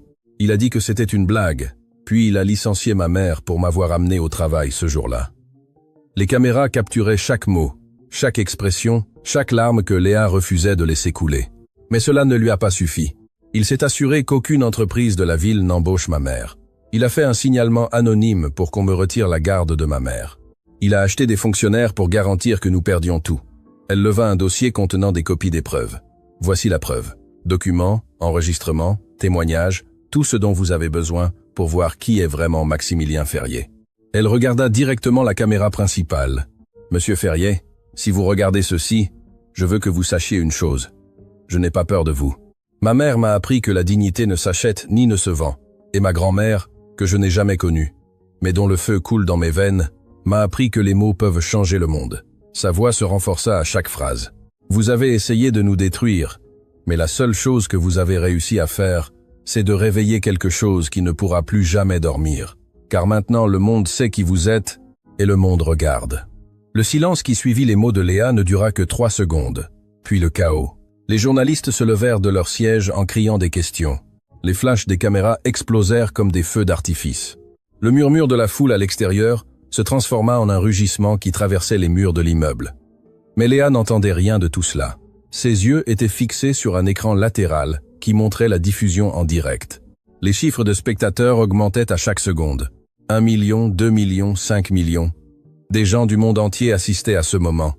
Gaston s'approcha du podium et prit le contrôle. Nous allons maintenant répondre aux questions de manière ordonnée. S'il vous plaît, levez la main. Les mains se levèrent comme une forêt de doigts désespérés. Vous, au premier rang. Gaston désigna une journaliste rousse avec l'accréditation d'une chaîne internationale. Merci. Je suis Victorine Leroy de Nouvelle Mondiale. Monsieur Leclerc vous dit être le fondateur de Ferrier Holdings et l'oncle de Maximilien Ferrier. Avez-vous des preuves de cette parenté? Gaston hocha la tête. J'ai des certificats de naissance, des documents d'adoption informels, des relevés bancaires qui montrent les transferts que j'ai effectués pour son éducation et des photos de famille qui couvrent des décennies. Tout sera remis aux autorités compétentes. Une autre main se leva. Un homme chauve avec un accent britannique. Jonathan Pierce, Le Monde économique. Pour les investisseurs présents, êtes-vous prêt à témoigner formellement contre Ferrier Holdings? Et quelles implications cela aurait-il pour vos propres affaires? Elisa Rossi s'approcha du microphone. Nous sommes prêts à témoigner. Quant aux implications, nous perdrons de l'argent. Beaucoup d'argent. Mais il y a des choses plus importantes que les profits. L'intégrité en fait partie. Omar Al-Rachid ajouta. Dans ma culture, l'honneur vaut plus que l'or. Ce que nous avons vu dans cette salle de réunion a été le déshonneur d'un homme qui croit que l'argent le protège de tout. Il s'est trompé. Les questions continuèrent pendant près d'1 heure sur les documents, sur les témoignages, sur le schéma de comportement de Ferrier. Chaque réponse était une pierre de plus dans le mur qui se construisait autour de l'empire du PDG. Finalement, une jeune journaliste leva la main timidement. Cette question est pour Léa. Comment avez-vous appris autant de langues si jeune? Léa regarda la journaliste. C'était la première question qui lui était adressée spécifiquement depuis sa déclaration initiale. Ma mère travaillait toute la journée, commença-t-elle. Quand j'étais petite, je passais beaucoup de temps seule. Les voisins de notre immeuble venaient de différents pays. Madame Ingrid d'Allemagne m'a enseigné sa langue tout en prenant soin de moi. Monsieur Ahmad de Syrie me racontait des histoires en arabe pendant que son épouse cuisinait pour nous. Madame Colette, une vieille dame française qui vivait au 3e étage, me lisait de la poésie dans sa langue. Chaque après-midi, elle fit une pause, se souvenant de visages qu'elle n'avait pas vus depuis des années. Pour eux, je n'étais pas la fille de la femme de ménage. J'étais simplement Léa, une enfant curieuse qui posait beaucoup de questions. Ils m'ont enseigné leur langue parce que c'était la seule chose qu'ils avaient à donner, et j'ai appris parce que c'était la seule façon que je connaissais de les remercier pour leur amour. Le silence qui s'ensuivit fut différent du précédent. Ce n'était pas de la tension, ni de l'attente. C'était du respect. « Et l'anglais » demanda doucement la journaliste. « Internet. » Léa sourit légèrement. « Vidéos, films, chansons. Ma mère ne pouvait pas me payer de cours privés, mais la connaissance est là pour quiconque veut la chercher. » La conférence se termina en début d'après-midi. Alors que Léa était escortée hors de l'immeuble, son téléphone commença à vibrer sans contrôle. Des messages de numéros inconnus, des notifications de réseaux sociaux, des appels manqués de préfixes internationaux. Mais un seul message attira son attention. C'était du docteur Hélène Moreau de l'hôpital. « Votre mère s'est réveillée.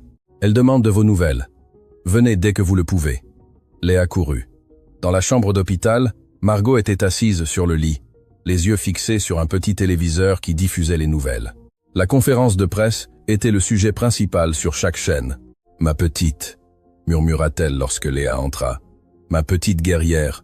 Léa se jeta dans ses bras, pleurant pour la première fois depuis des jours.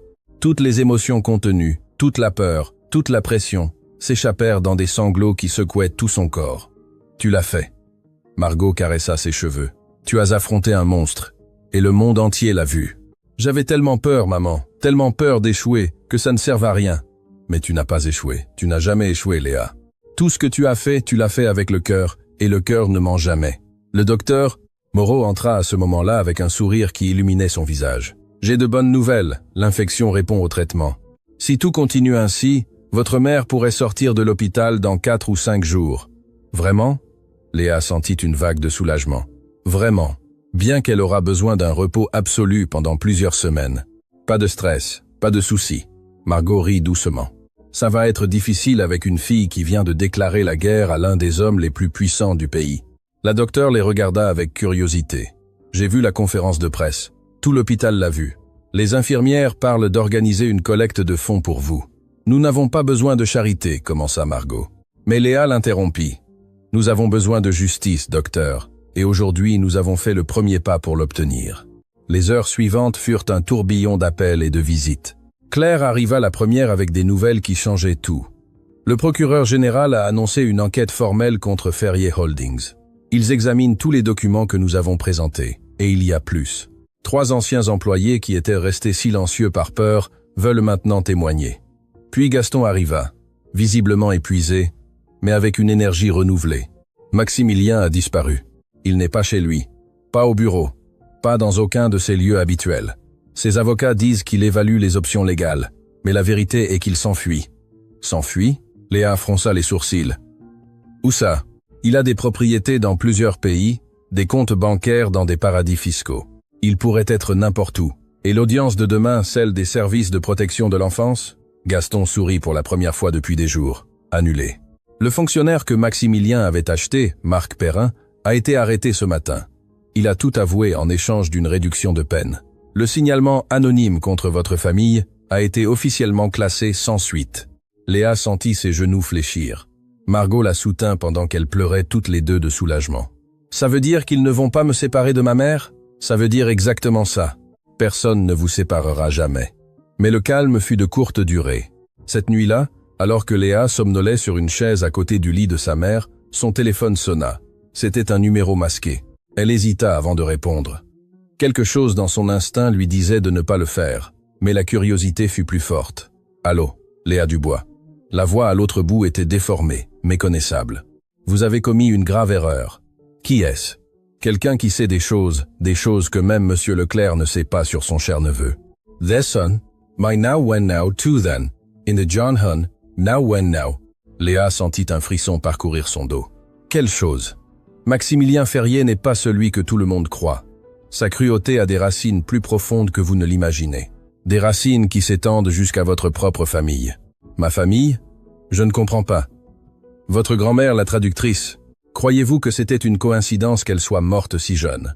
Croyez-vous que c'était une coïncidence que votre mère ait fini par travailler exactement dans l'entreprise de Ferrier? Le cœur de Léa battait si fort qu'elle pouvait l'entendre dans ses oreilles. Qu'est-ce que vous racontez?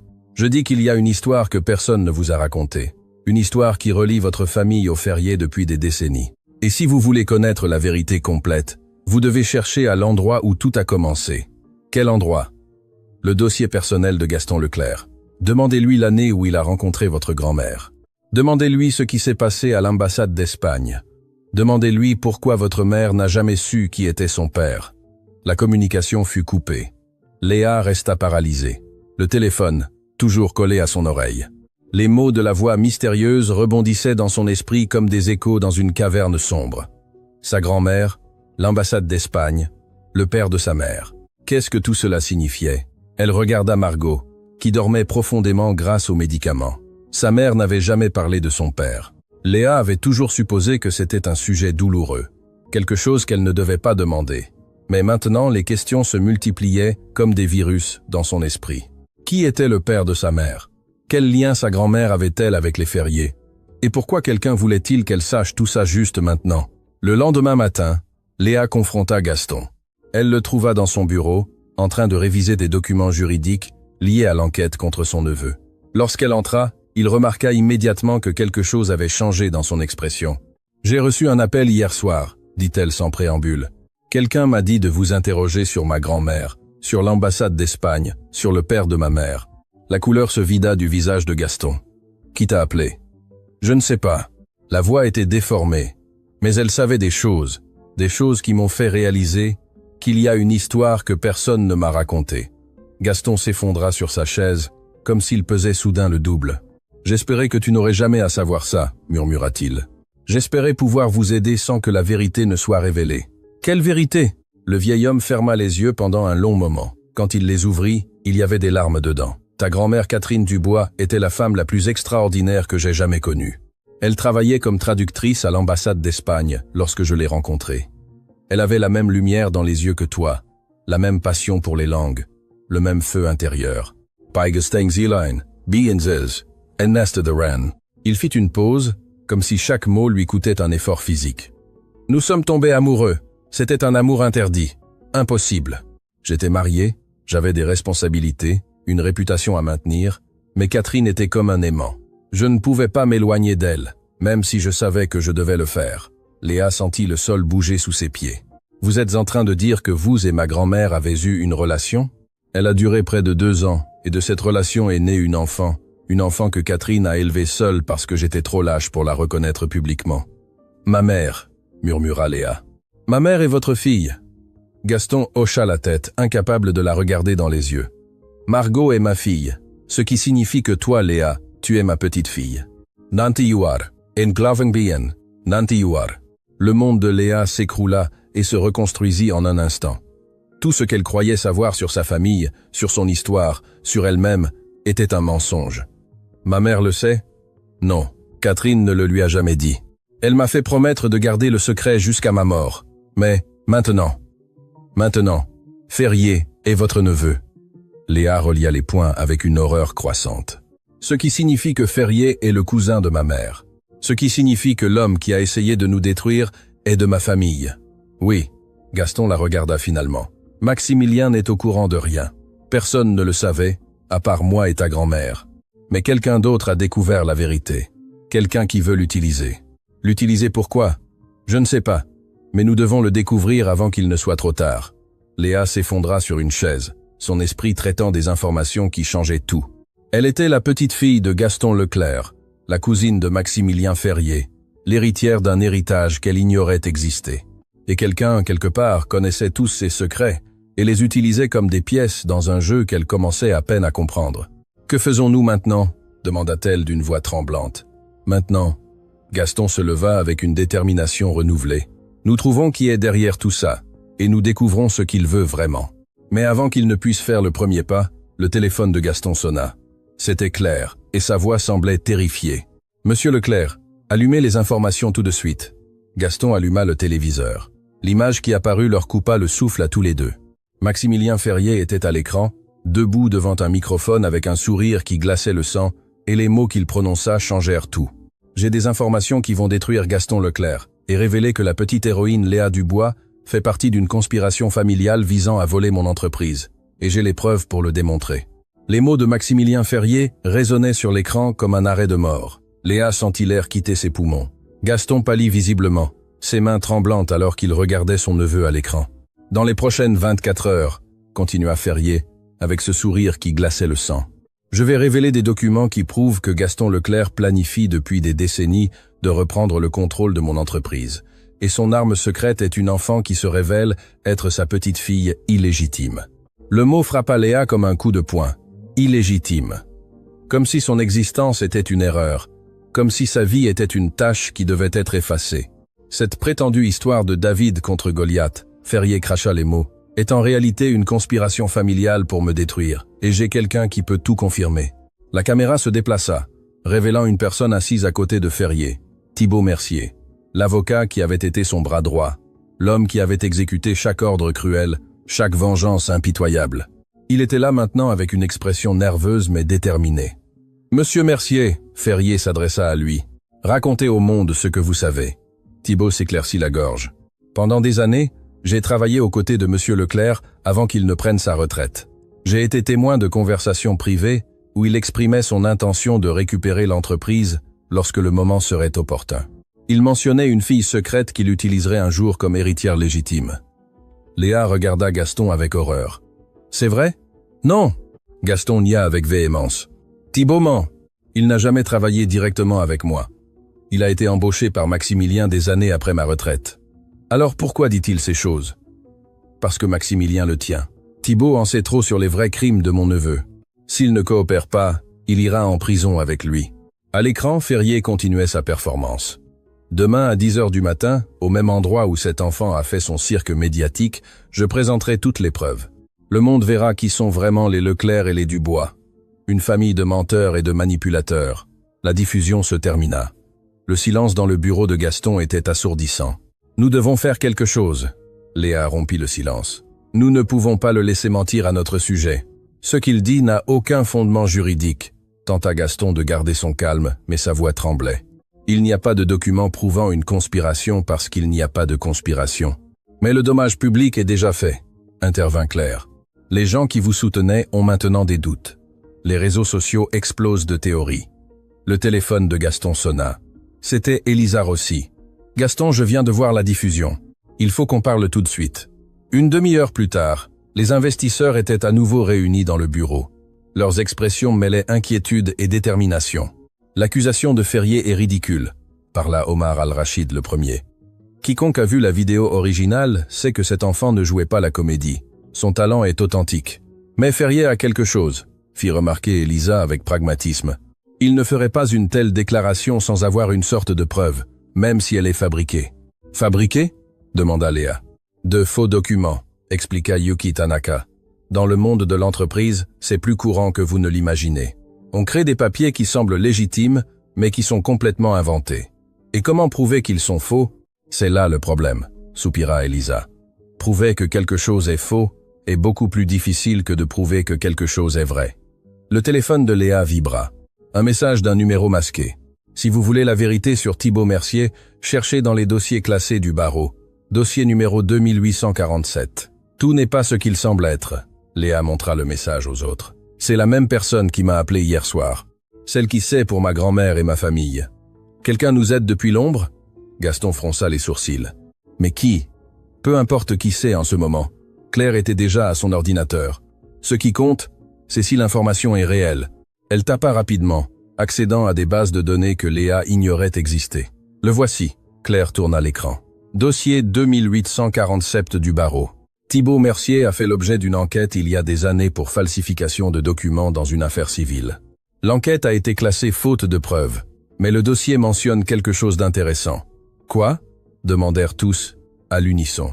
Le plaignant initial a été menacé et a retiré les charges. Devinez qui représentait légalement la partie accusée. Ferrier Holdings. Thibaut, murmura Gaston. Exact. Thibaut falsifie des documents pour Ferrier depuis des années, et maintenant, il fait la même chose contre nous. La nuit tomba sur la ville. Alors que le groupe travaillait frénétiquement, Léa savait qu'elle devait retourner à l'hôpital avec sa mère. Mais elle savait aussi que si elle n'arrêtait pas Ferrier maintenant, tout ce qu'elles avaient accompli s'effondrerait. « Je dois aller voir ma mère », dit-elle finalement.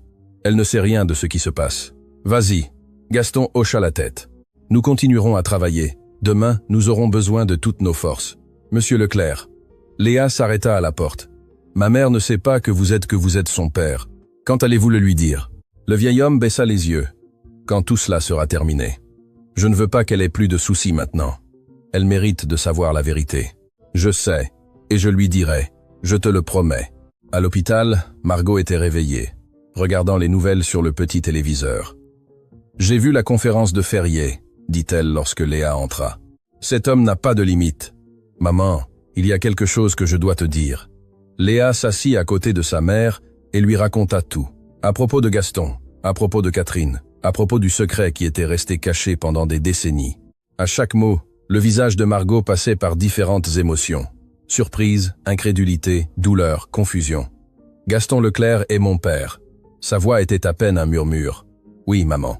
Tu es sa fille, et je suis sa petite fille. Et Ferrier est ton cousin et le mien aussi. Margot ferma les yeux. Les larmes commencèrent à couler silencieusement sur ses joues. Ma mère ne m'a jamais rien dit, murmura-t-elle. Chaque fois que je posais des questions sur mon père, elle changeait de sujet. Elle disait qu'il y avait des secrets qu'il valait mieux ne pas connaître. « Es-tu en colère ?» Margot ouvrit les yeux et regarda sa fille. « Je ne sais pas ce que je ressens. Toute ma vie, j'ai cru que j'étais la fille de personne, que mon père ne voulait tout simplement pas de moi. Et maintenant, je découvre que c'est l'un des hommes les plus riches du pays qui nous observait depuis des années sans rien dire. Il avait peur, maman. Peur de gâcher la mémoire de grand-mère. Peur de compliquer ta vie. Et cela justifie-t-il des décennies de silence pendant que nous luttions pour survivre. » Léa n'avait pas de réponse. Elle comprenait la rage de sa mère. Elle comprenait aussi les raisons de Gaston. Mais comprendre ne signifiait pas accepter. « Je veux le voir, » dit Margot soudain. « Maintenant. Avant l'aube, avant que ce monstre de Ferrier n'essaie de détruire le peu qui nous reste. » Gaston arriva à l'hôpital 1 heure plus tard. Léa attendait à l'extérieur de la chambre, leur laissant de l'intimité. À travers la porte fermée, elle pouvait entendre des voix. D'abord calmes, puis plus intenses, puis des sanglots. La conversation dura près de 2 heures. Lorsque Gaston sortit enfin, ses yeux étaient rouges d'avoir pleuré. Il semblait avoir vieilli de 10 ans en une nuit. « Comment va-t-elle » demanda Léa. En colère, blessée, confuse. Gaston s'appuya contre le mur. Elle a tout à fait le droit de se sentir ainsi. Je lui ai volé l'opportunité de connaître son père. Je lui ai volé une vie qui aurait pu être différente. Elle vous a pardonné ? Je ne sais pas. Elle a dit qu'elle avait besoin de temps, mais elle a aussi dit quelque chose qui m'a donné de l'espoir. Quoi ? Elle a dit que malgré tout, elle est fière de toi, de la femme que tu es devenue. Et que si j'ai eu quelque chose à voir avec ça, même indirectement, alors être qu'il y a quelque chose de bon, au milieu de tant d'erreurs. Léa sentit les larmes se former dans ses yeux. Elle entra dans la chambre et trouva sa mère regardant par la fenêtre. « Maman !» Margot se retourna. Son visage portait les traces des larmes. Mais il y avait autre chose, quelque chose que Léa reconnaissait parce qu'elle l'avait vu dans le miroir de nombreuses fois. La détermination. « On va en finir avec ça », dit Margot d'une voix ferme. « Cet homme, Ferrier, est mon cousin, mon propre sang, et il a dédié sa vie à détruire des personnes innocentes, y compris nous. Maman, tu es malade. Tu as besoin de te reposer. Je me reposerai quand ce sera fini. Mon endroit est à tes côtés en ce moment. Les médecins ne te laisseront pas sortir. Alors nous sortirons sans qu'ils nous voient. » Margot sourit pour la première fois depuis des jours. « Tu crois que tu es la seule à avoir hérité du feu de ta grand-mère ?» L'aube trouva un groupe improbable réuni dans le bureau de Gaston. Margot, pâle mais déterminée, assise dans un fauteuil avec une couverture sur les épaules. Léa à ses côtés, lui tenant la main. Gaston en face d'elle avec une expression d'étonnement de voir la fille qu'il n'avait jamais connue affronter la bataille à ses côtés. Les investisseurs occupaient le reste de la pièce, chacun contribuant avec des ressources et des contacts. Et au centre de la table, un écran montrait la découverte qui allait tout changer. « Nous avons trouvé l'origine de l'appel mystérieux », annonça Claire. « Vous n'allez pas croire qui c'est. » L'image à l'écran montra un visage que tous reconnurent. C'était une femme d'âge mûr avec des traits étrangement familiers. « Elle s'appelle Camille Ferrier », expliqua Claire. « C'est la sœur cadette de Maximilien Ferrier, et apparemment, elle compile des preuves contre son propre frère depuis des années. Ferrier a une sœur. » Léa n'arrivait pas à y croire. « Une sœur qu'il a pratiquement effacée de l'existence », murmura Gaston, reconnaissant le visage. « Camille, la dernière fois que je l'ai vue, elle n'était qu'une adolescente. Maximilien l'a envoyée loin lorsqu'il a pris le contrôle de l'entreprise.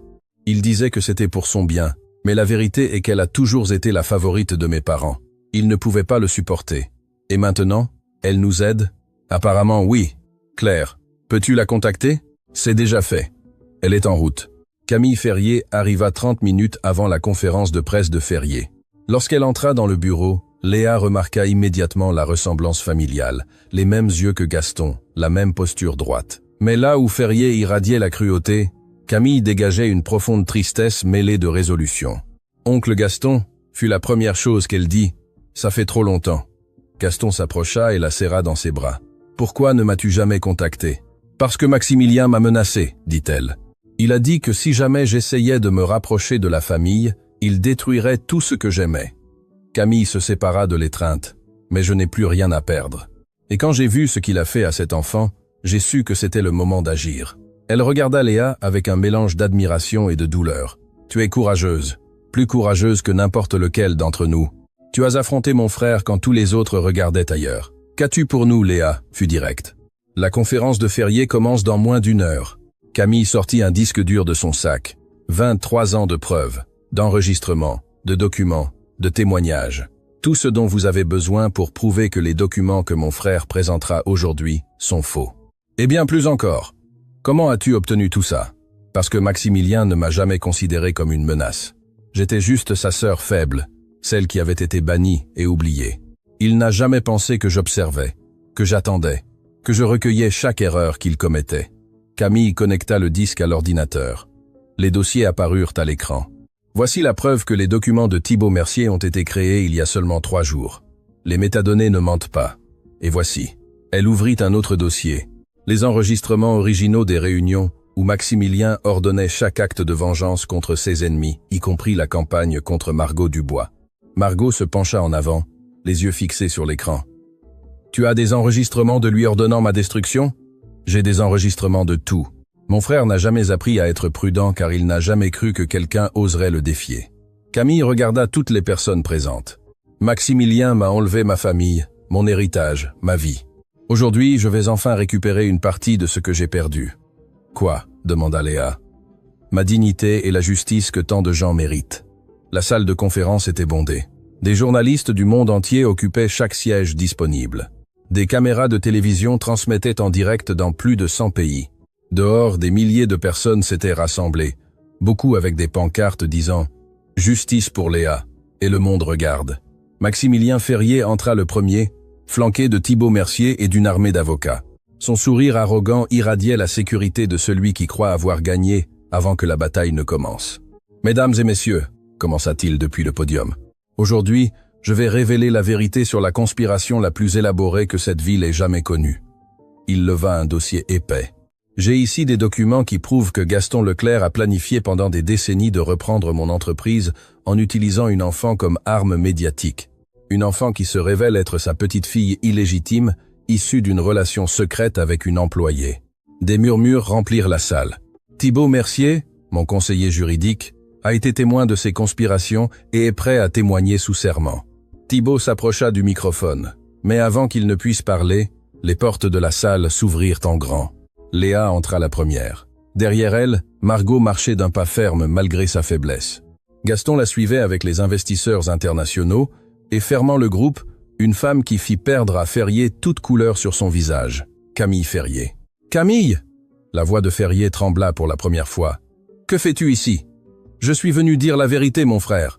La vérité que tu as essayé d'enterrer pendant 23 ans. » Camille marcha vers le podium avec la même autorité que son frère l'avait occupé quelques instants auparavant.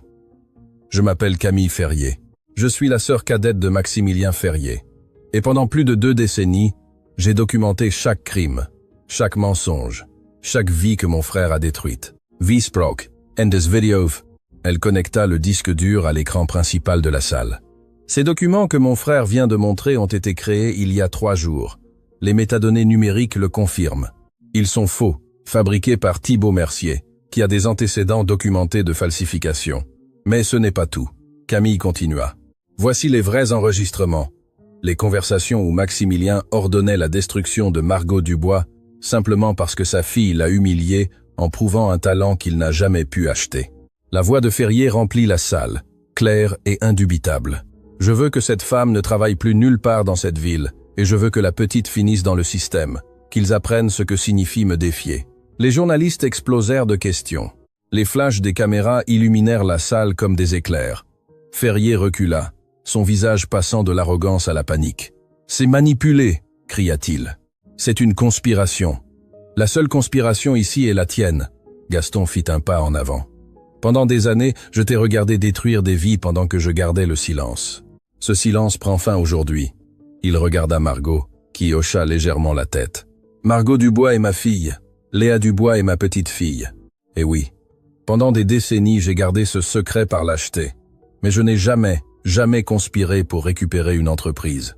La seule chose que je voulais, c'était protéger ma famille d'un monstre que j'ai moi-même aidé à créer. » Thibaut Mercier, voyant que le navire sombrait, prit une décision désespérée. « Je peux tout expliquer. » Il s'approcha du microphone. « Ferrier m'a forcé à mentir. Il m'a menacé de me détruire si je ne coopérais pas. J'ai des preuves de ces autres crimes, des crimes que personne ne connaît encore. Tais-toi. » Ferrier se jeta sur son ex-allié, mais les gardes de sécurité le retinrent. À ce moment-là, Des agents fédéraux entrèrent dans la salle. « Maximilien Ferrier », parla l'agent principal d'une voix claire. « Vous êtes en état d'arrestation pour fraude corporative, pot de vin à des fonctionnaires publics, falsification de documents et conspiration. Vous avez le droit de garder le silence. » Informa d'Indiven. Indiala, Indiala. Pendant qu'on lui passait les menottes, Ferrier regarda Léa avec une haine pure. « Ce n'est pas fini, siffla-t-il. J'ai des ressources, j'ai des relations.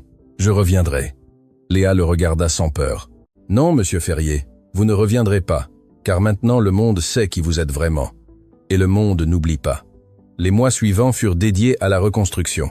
Ferrier Holdings fut soumise à une enquête approfondie. Des décennies de corruption, de pots de vin et de destruction de vies furent découvertes. Maximilien fut condamné à 25 ans de prison. Thibault Mercier, en échange de sa coopération, reçut une peine réduite, mais perdit sa licence d'avocat à jamais. Les biens confisqués de Ferrier furent utilisés pour indemniser toutes les victimes de ces abus. Des dizaines de familles qui avaient été détruites comme celle de Léa reçurent enfin justice. Et le million d'euros que Ferrier avait promis comme une blague cruelle fut ordonné par le tribunal comme compensation officielle pour Léa Dubois. « Je ne veux pas de son argent », avait dit Léa lorsqu'on l'en informa. « Alors, utilise-le pour une bonne cause », suggéra Gaston, et c'est ce qu'elle fit.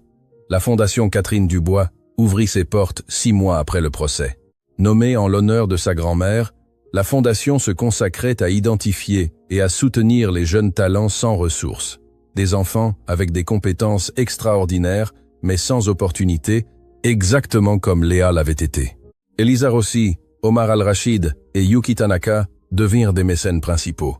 Camille Ferrier donna sa part de l'héritage familial pour financer des bourses d'études, et Gaston, finalement réconcilié avec sa fille Margot, consacra ses dernières années à travailler aux côtés de sa petite fille. Margot se remit complètement de sa maladie. Les meilleurs médecins, payés avec des fonds qu'elle pouvait enfin se permettre, la traitèrent jusqu'à ce que sa santé soit plus forte que jamais. Elle travaillait maintenant comme coordinatrice de la fondation, aidant d'autres mères confrontées aux mêmes luttes qu'elle avait survécues. « Maman !» demanda Léa un après-midi alors qu'elles examinaient des demandes de bourse. « As-tu pardonné à Monsieur Leclerc ?» Margot sourit doucement. « Le pardon n'est pas un moment, ma fille, c'est un processus. Mais chaque jour où je le vois essayer de compenser ses erreurs, chaque jour où je le vois t'aimer comme le grand-père qu'il aurait toujours dû être, ce processus avance un peu plus. Et un jour tu l'appelleras papa ?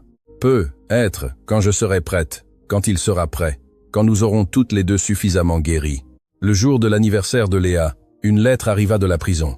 Elle venait de Maximilien Ferrier. « Je n'attends pas votre pardon », écrivait-il d'une écriture tremblante. « Je ne le mérite pas, mais je veux que vous sachiez que chaque jour, dans cet endroit, je pense au moment où vous vous êtes moqué de moi sans rire, quand vous avez prouvé que le vrai pouvoir n'est pas dans l'argent ni dans les titres, mais dans la dignité. Une dignité que j'ai perdue il y a longtemps, si tant est que je l'ai jamais eue. Votre grand-mère Catherine était extraordinaire. Maintenant je comprends pourquoi mon oncle l'aimait tant et je comprends pourquoi vous êtes qui vous êtes. J'espère qu'un jour, quand vous serez adulte, vous pourrez regarder en arrière et voir que même les monstres peuvent apprendre, même s'il est trop tard. » Léa lut la lettre 3 fois avant de la ranger. Elle ne répondit pas. Ce n'était pas nécessaire. Certaines blessures ont besoin de temps. Certaines réponses n'existent pas et certaines personnes doivent simplement vivre avec les conséquences de leurs décisions. Des années plus tard, Léa Dubois devint la plus jeune traductrice à travailler pour les Nations Unies.